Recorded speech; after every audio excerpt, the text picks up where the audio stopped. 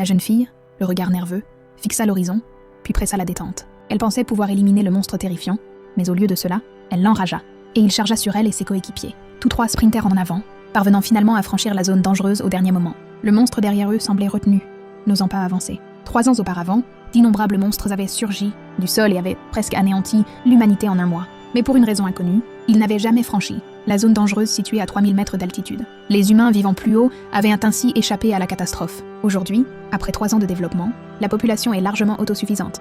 Cependant, la raréfaction des médicaments est un véritable casse-tête pour Will, dont le fils souffre d'une maladie pulmonaire et a besoin de médicaments. Désespérée, elle prend une décision audacieuse. Risquer une descente de la montagne jusqu'à l'hôpital pour trouver des médicaments. Son amie, Xiaomei, décide de l'accompagner. Pour atteindre l'hôpital sains et saufs, ils avaient besoin de l'aide de la physicienne Anna, inventrice d'une boussole, capable de détecter l'approche des monstres. Désormais, elle consacre ses journées à chercher comment les tuer. Cependant, faute de moyens, aucune des méthodes qu'elle envisage ne pouvait leur infliger de réels dégâts. En apprenant le plan de Will, elle décida de l'accompagner. Il restait encore de nombreux matériaux au laboratoire, en contrebas de la montagne, qu'elle n'avait pas encore testés. Elle était loin de se douter que cette décision allait bouleverser le destin de l'humanité. Ils arrivèrent bientôt à l'entrée d'une mine abandonnée, seul moyen de descendre. S'ils parvenaient à la franchir sans encombre, ils atteindraient rapidement l'hôpital.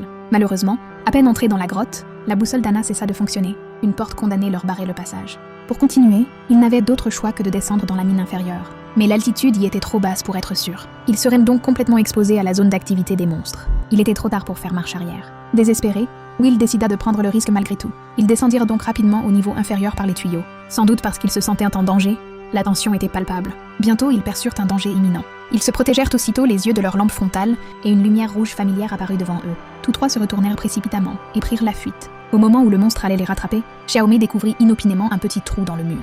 Elle appela aussitôt les autres à s'y glisser pour n'y trouver qu'un corps sans vie. Mais le monstre bloquait maintenant l'entrée. Ils n'eurent d'autre choix que d'éteindre leur lampe frontale et de retenir leur respiration. Ces monstres les traquaient grâce au dioxyde de carbone qu'ils expiraient. Pour les humains, rester immobile est relativement facile.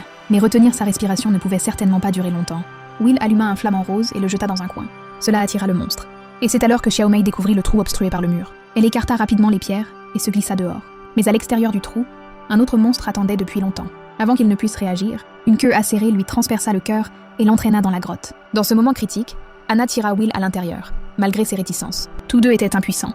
Mais heureusement, Anna découvrit une échelle dissimulée derrière la paroi de pierre. Ils purent alors s'échapper sains et saufs de la mine, le cœur brisé par l'accident de leur ami. Cependant, il y avait plus important à faire. Ils se ressaisirent rapidement et reprirent leur route.